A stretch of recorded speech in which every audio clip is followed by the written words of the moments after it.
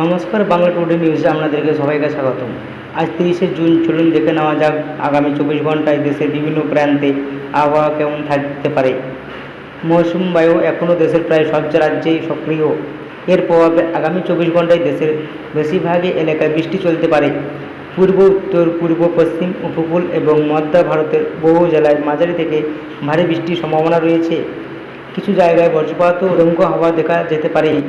দক্ষিণবঙ্গের কলকাতা, হাওড়া, হুগলি, পূর্ব ও পশ্চিম মেদিনীপুর, নদিয়া, মুর্শিদাবাদ এবং 24 পরগনায় দিনের বিভিন্ন সময়ে বজ্রসহ বৃষ্টি হতে পারে। উত্তরবঙ্গে দার্জিলিং, কালিম্পং, জলপাইগুড়ি, আলিপুরদুয়ার ও কোচবিহারে ভারী বৃষ্টির সম্ভাবনা রয়েছে।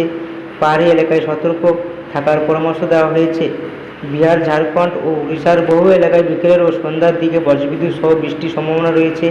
কোথাও কোথাও স্বল্প সময়ের জন্য ঝড়ো হাওয়া বইতে পারে। উত্তর পূর্ব ভারতের আসাম, মেঘালয় ও অরুণাচল প্রদেশ, ত্রিপুরা, নাগাল্যান্ড, মণিপুর ও মিজোরাম ভারী থেকে অতি ভারী বৃষ্টির সম্ভাবনা রয়েছে। নদীর জলস্তর বৃদ্ধি এবং পাহাড়ি এলাকায় ভূমিধসের ঝুঁকি থাকায় স্থানীয়দের সতর্ক থাকার পরামর্শ দেওয়া হয়েছে। উত্তর ভারতে দিল্লি, উত্তরপ্রদেশ, উত্তরাখণ্ড, হিমাচল প্রদেশ, পাঞ্জাব ও হরিয়ানা আকাশ আংশিক মেঘলা থাকতে পারে। অনেক এলাকায় বিকেলের পর বজ্রসহ বৃষ্টি হতে পারে, যার ফলে তাপমাত্রা কিছুটা কমে স্বস্তি মিলতে পারে। মধ্য ভারতের মধ্যপ্রদেশের ও ছত্তিশগড়ের মাঝারি থেকে ভারী বৃষ্টির সম্ভাবনা রয়েছে। কৃষকদের জমিতে অতিরিক্ত জল জমে থাকতে দ্রুত নিষ্কাশনের ব্যবস্থা করার পরামর্শ দেওয়া হচ্ছে।